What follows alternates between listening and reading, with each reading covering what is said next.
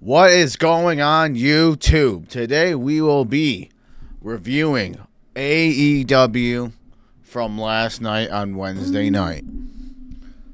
We're going to be running a Royal Rumble with AEW wrestlers in an AEW arena. My thoughts on AEW. I think it was good, but I think it was too much at once. I think they just tried to kind of cram things together. Obviously, the start off was Kenny Omega versus Blake Christian. This match was literally just to give a win to Kenny Omega in a city that's really close to his home in Winnipeg. It was in Minnesota, so it's literally the state under Manitoba. So it's basically in a close range home crowd. It was basically that's the reason, and it was more. It wasn't even really for that. It was more for the whole fact the promo following it, where he talks about what's he gonna do at AEW Dynasty, which will be the Saturday following, the Sunday following this Sunday. Is gonna retain his title against Mike Bailey and Ricochet. Unfortunately, before he's even there able to talk, Mike Bailey interrupts him, telling him how much he admires him and how he will not hold back. It'd be taking his AEW International Championship. And then, before Kenny Omega has a time to respond, there's it pans to the video board where a clip of Ricochet pops up saying, "Oh, I wish I was there so I can drop your ass.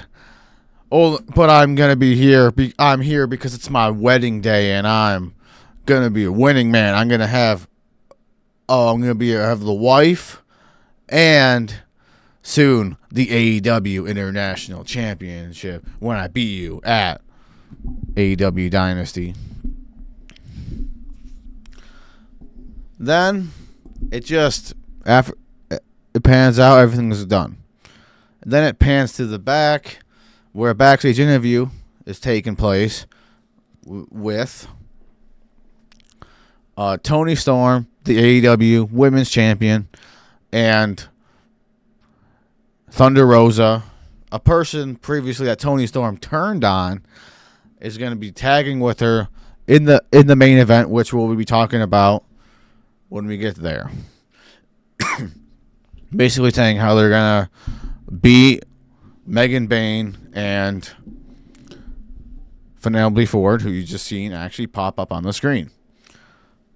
Megan Bayne will be Toni Storm's future AEW Women's opponent at Dynasty.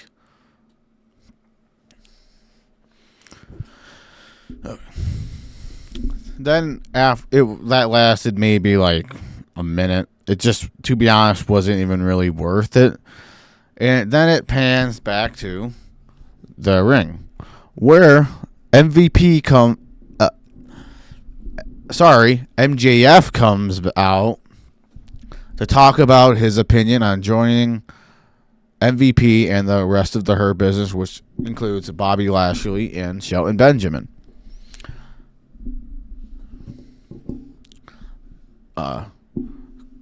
He calls out MVP to give him his answer. MVP nicely comes to the ring. MJF cuts a promo, gives his answer. He wants to join, holds out the hand to make it official for business.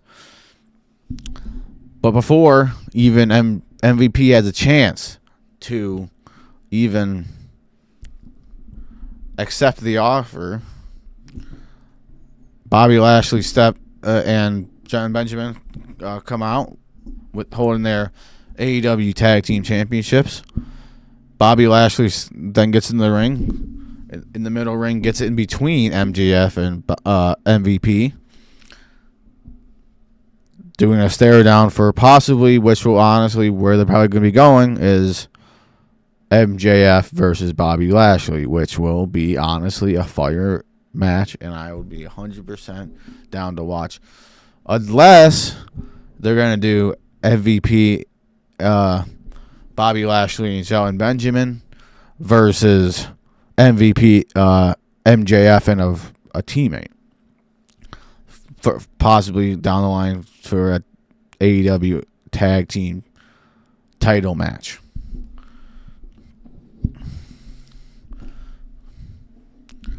But then it gets to some little bit iffy. In the fact this is not over. So MJF leaves the ring because he knows he's not wanted. And he doesn't want to fight because there's 3 of them and there's 1 of him. Naturally, no offense, no one's going to go help MJF. So naturally, unless it would be Big Bill and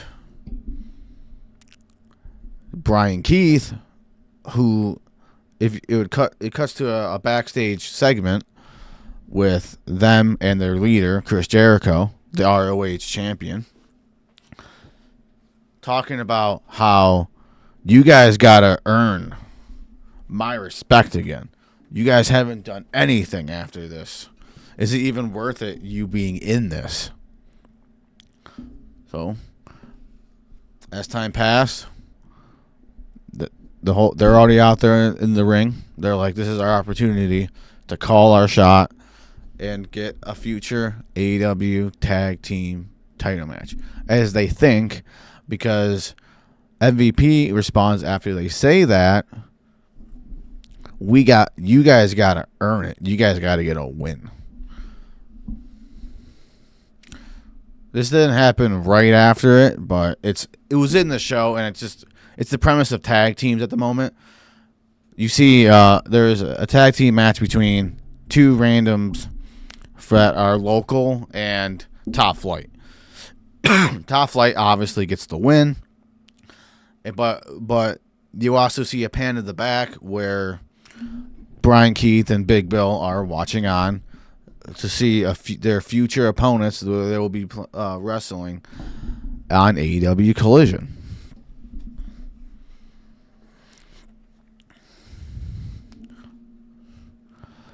Finally, there was this is what happened after. So it's time for the next match. The next match that technically happened. This is the match that I just previously said was 2 matches after I just said. I only said it because it's still in the consensus of the tag team, and it still involves Lashley and Shelton Benjamin and Big Bill and Brian Keith.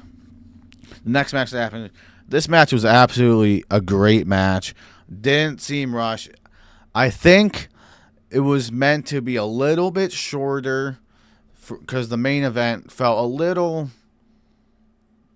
fast. But don't get me wrong, the main event was great. It was just a little bit too fast. And essentially, the match was Brodie King versus Kyle Flecher. This was a matchup between 2 big powerhouse wrestlers. But obviously, Brodie King is obviously really big. Is a little bit bigger than Kyle Fletcher. So Kyle Fletcher had to do more of a role of being the speed guy. But don't get me wrong, he played his role right. Played into having to strike the big man down. The big man had the power behind it. It honestly would have went either way until it was that's what happened the whole match. Constantly, it was a great match. There were well developed match between 2 great wrestlers. The only reason that really ended is because the old tag team partner of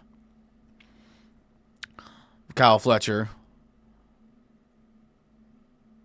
Mark Davis, when he was in Aussie Open, came out to help his old tag team partner, but Mark Davis is now part of the Don Callis family, which is the group that Kyle Fletcher resides.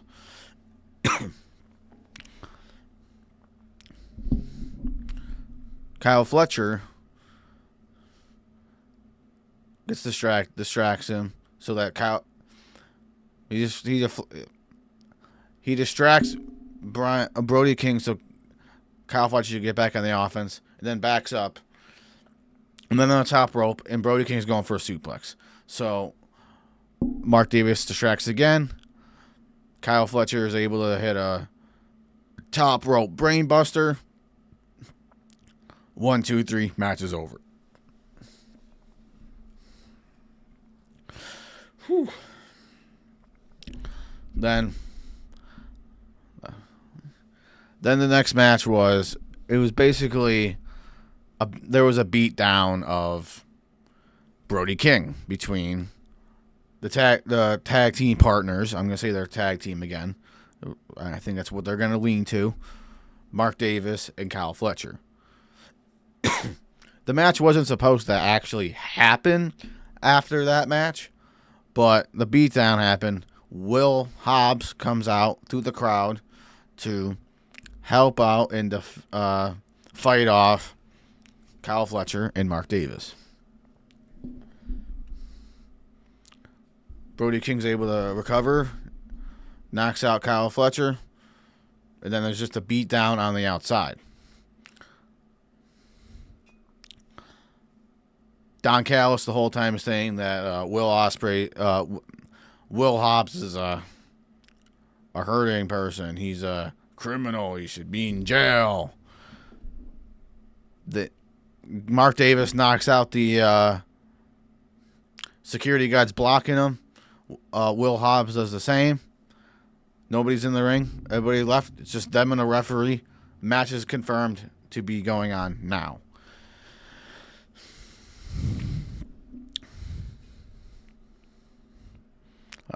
So then this match was good at the beginning, but back and forth, and then maybe lasted 3 minutes. Boom! There was Will Hobbs doing a spine buster. 1, 2, 3. The match is over.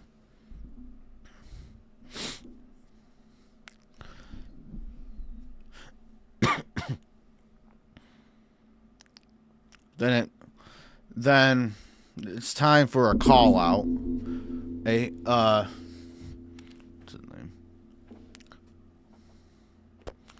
Swerve Strickland goes to the ring, calls out his future opponent, AEW champion Jon Moxley, saying how he has changed and he doesn't actually retain the title or win the title at that point without the help of the Death Riders, because he can't ever actually look at the championship because he never actually takes the time to beat his old opponents. He didn't beat most of them cleanly. He always has to be hiding between Maria, Claudio, Yuta, or Pac. Then if this happened, this promo's over at this point. But Johnny Moxley comes out to do his say how you're not challenging. You're not challenging me. I'm challenging you. Can you get through the power of the Death Riders and get through how hostile we can be? But while this is going on, he's just plotting a possible attack by Claudio on Prince Nana, Swerve Strickland's manager. But Swerve Strickland catches that. So he's like, John Moxley calls it off. John Moxley walks around, making Swerve Strickland's back turn to the stage, where you see Maria, one of the Death Riders, with a crowbar ready to attack John Moxley. But Will Nightingale, an ally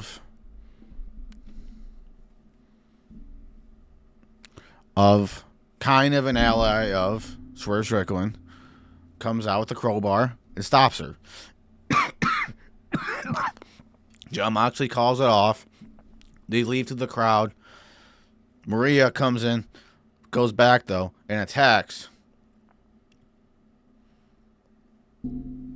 Willow Nightingale, which sets up a future match on Collision between John Moxley and Maria and Willow Nightingale and Swerve Strickland.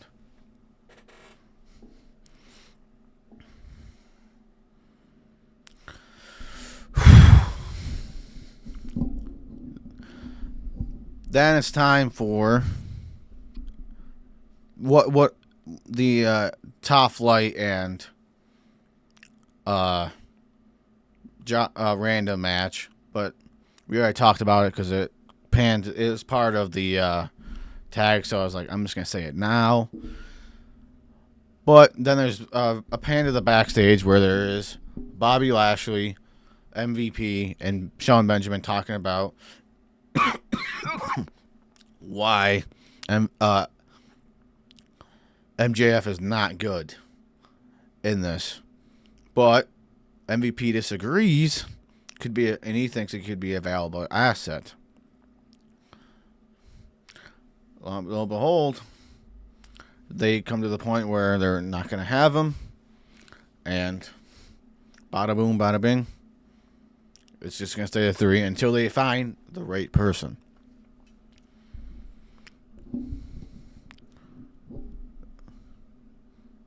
Okay, then there's just one more person.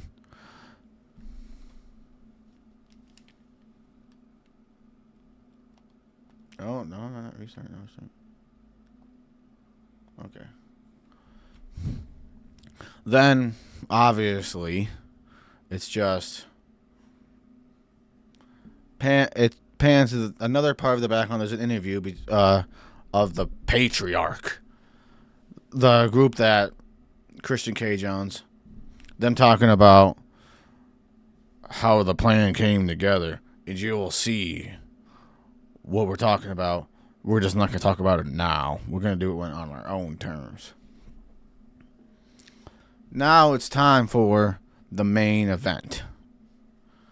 The main event was the tag match I previously said. It felt like rushed, but it got to the point of like why it's implied that like this should be happening. Because Megan Bayne is a rising star in AEW. I've seen a couple matches. I think she's pretty good, a great wrestler. Has an uncommon used finisher. I don't know her like official name for it, but the official name of the move is the F5. Only other person I know that like really used it was Brock Lesnar, and which is. We all know how that happened and what happened there. And to be honest, not really anybody else used it except Zarya, a wrestler in another company. But what is that? 2 people? It's not a very common used move, which makes it interesting when they hit their finisher. Okay, so in this match, obviously, we have these feuding 2 people on one side because obviously previously Tony Storm turned on Thunder Rosa to join the AEW female outsiders essentially. but they were able to coexist and have a good enough tag match to get to the point. On the other side, you have Penelope Ford and Megan Bayne. Before Megan Bayne hits her finisher on Toni Storm, the AEW Women's Champion, to win the match for the team, you have Penelope Ford holding Toni Storm basically on a canvas. Megan Bayne runs in, goes for a big boot. GG's. Not Toni Storm, but the Penelope Ford, because Toni Storm moved out of the way. Penelope Ford's down in the corner, wincing around.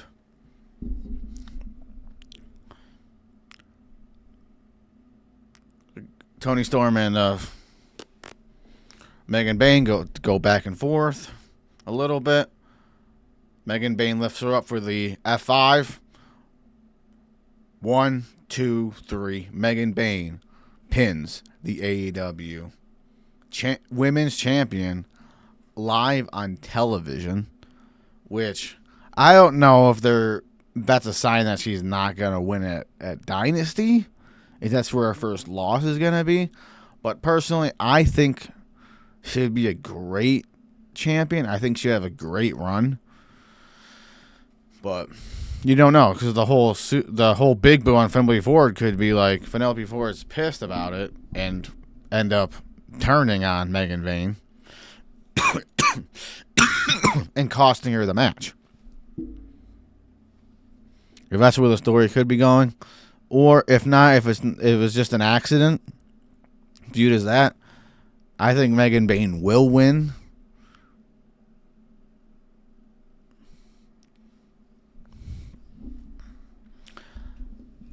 And then obviously, but there's also an obvious thing at the ending where they're pinning to the winners, Megan Bayne and Penelope Ford. Penelope Ford is giving Megan Bayne a hug. Maybe she's saying, it's okay, it happens.